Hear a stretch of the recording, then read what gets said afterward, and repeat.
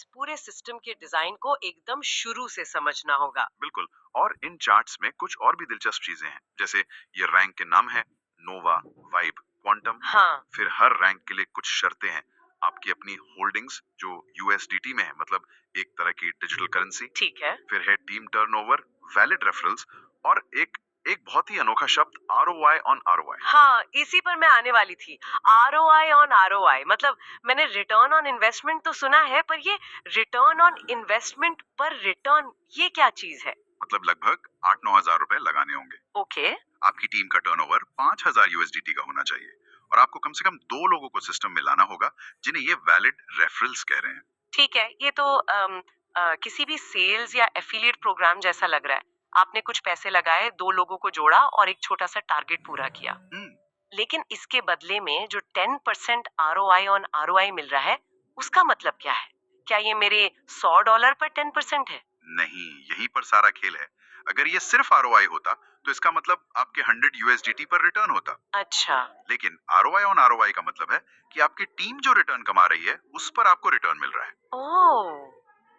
इसे ऐसे समझिए कि आप एक टीम की मैनेजर है।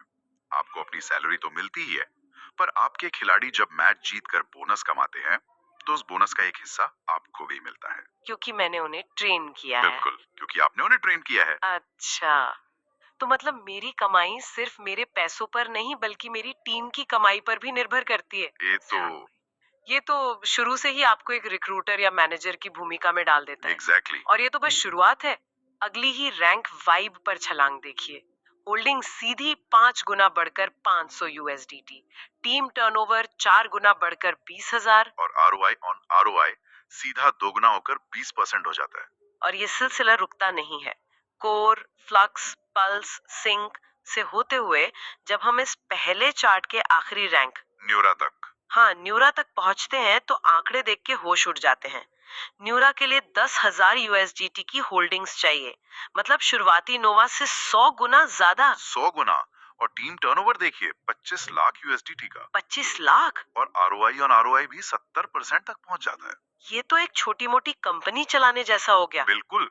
यहाँ तक पहुंचते पहुंचते आप एक निवेशक या छोटे मोटे रिक्रूटर नहीं रह जाते, आप एक पूरा सेल्स नेटवर्क चला रहे हैं। हाँ। और ये जो रफ्तार है बढ़ने की, ये अचानक रॉकेट की तरह तेज हो जाती है। लगता है ये जानबूझकर किया गया है। मतलब शुरुआती लेवल्स पर पहुंचना शायद उतना मुश्किल ना हो, लेकिन जैसे जैसे कोई ऊपर बढ़ता है, जरूरी संसाधन और टीम का साइज वो बहुत तेजी से बढ़ने लगता है। एक तरह का फिल्टरिंग मैकेनिज्म है ये, हाँ बिल्कुल। जो सिर्फ सबसे ज्यादा समर्पित और प्रभावशाली लोगों को ही आगे बढ़ने देता है। ठीक है, तो न्यूरा तक पहुंचने के लिए 25 लाख का टर्नओवर चाहिए। ये अपने आप में एक बहुत बड़ा आंकड़ा है। लेकिन कहानी यही खत्म नहीं होती है ना, बल्कि यहाँ से तो असली खेल शुरू होता है और चीजें बहुत अजीब हो जाती है। हाँ, यहीं से सिस्टम अपना असली रंग दिखाता है। न्यूरा के बाद अगला रैंक है क्वांटम। क्वांटम। यहाँ होल्डिंग्स 12,000 यूएसडीटी हैं और टीम टर्नओवर सीधा 60 लाख पहुंच जाता है। मतलब न्यूरा की टर्नओवर से 2 गुने से भी ज्यादा। इसे एक वीडियो गेम की तरह सोच सकते हैं क्या? कैसे? जैसे शुरू के लेवल्स में आपको ज्यादा से ज्यादा सिक्के, मतलब टर्नओवर, इकट्ठे करने होते हैं। लेकिन आखिरी लेवल्स जीतने के लिए आपको अपनी टीम के 2 और खिलाड़ियों को भी प्रो लेवल पर पहुंचाना होता है। आप अकेले नहीं जीत सकते। बहुत बढ़िया एनालॉजी है, बिल्कुल यही हो रहा है। सिस्टम आपको एक अकेले खिलाड़ी से एक टीम कैप्टन और फिर एक कोच बनने पर मजबूर कर रहा है। और इनाम भी उसी हिसाब से बढ़ता होगा। बिल्कुल। क्वांटम पर जहां आरओआई ऑन आरओआई 80% है, वहीं एपेक्स पर ये 150% तक पहुंच जाता है। 150%। हाँ, हर लीडरशिप लेवल पर 10% की सीधी बढ़ोतरी, ये एक बहुत बड़ा प्रोत्साहन है अपनी टीम को आगे बढ़ाने के लिए। ठीक है, तो चलिए अब इन सब टुकड़ों को एक साथ जोड़कर देखते हैं। जब हम इन दोनों चार्ट्स को साथ में देखते हैं तो इस एआईपीएफ सिस्टम की पूरी तस्वीर क्या बनती है?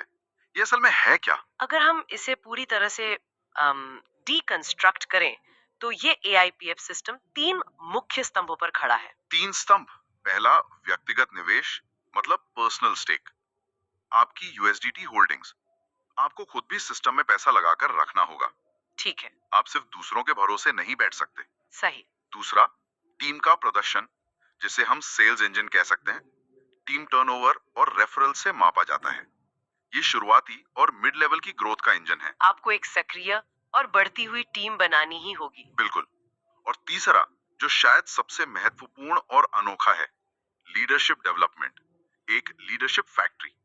ऊंचे स्तरों पर आपकी तरक्की इस बात पे निर्भर करती है कि आप अपनी टीम के सदस्यों को कितना प्रमोट कर पाते हैं। और इन तीनों स्तंभों को एक साथ चिपका कर रखने वाला गोंद है ROI ऑन ROI। अब ये शब्द ज्यादा समझ में आ रहा है। ये सिर्फ एक कमीशन नहीं है, नहीं, ये इस पूरे इकोसिस्टम का ईंधन है। एकदम सही। ये शब्द ही इस संरचना की आत्मा है। ये सुनिश्चित करता है कि हर स्तर पर हर व्यक्ति की सफलता उसकी टीम की सफलता से जुड़ी हो। हम्म। आपकी कमाई सिर्फ आपकी नहीं है, ये आपकी पूरी टीम के प्रदर्शन का नतीजा है। ये एक ऐसा इकोसिस्टम बनाने की कोशिश है, ना कि सिर्फ एक रैंकिंग की सीढ़ी जहां आप दूसरों को नीचे धकेलकर ऊपर चढ़ते हैं। यहाँ आपको दूसरों को ऊपर खींचना पड़ता है। खींचना ही पड़ता है। मतलब रणनीति हर लेवल पर पूरी तरह से बदल जाती है। अब मैं अपनी कमाई निकालना चाहता हूँ, क्या होता है? हाँ, तो जैसे ही आप विड्रॉ बटन दबाते हैं, खेल शुरू होता है। सिस्टम आपसे पूछता है कि आप कितनी जल्दी पैसा चाहते हैं। मतलब? अगर आपको तुरंत निकासी चाहिए, तो आपको 20% की भारी भरकम फीस देनी होगी। 20%? जी हाँ, लेकिन अगर आप 60 दिन इंतजार करने के लिए तैयार हैं, तो ये फीस शून्य हो जाती है और बीच में अलग-अलग दिनों के लिए अलग-अलग फीस है। तो धीरे धीरे पैसे रिलीज करने का लॉजिक तो समझ आता है, ताकि मार्केट में अचानक सप्लाई ना बढ़े। लेकिन 60 दिन तक इंतजार कौन करेगा? ये एक तरह से सिस्टम को स्थिर रखने का तरीका है, लेकिन सबसे जरूरी बात यह है कि आप कोई भी विकल्प चुने, पैसा आपको एक साथ कभी नहीं मिलता। अच्छा। वो रोजाना छोटी छोटी किश्तों में रिलीज होता है।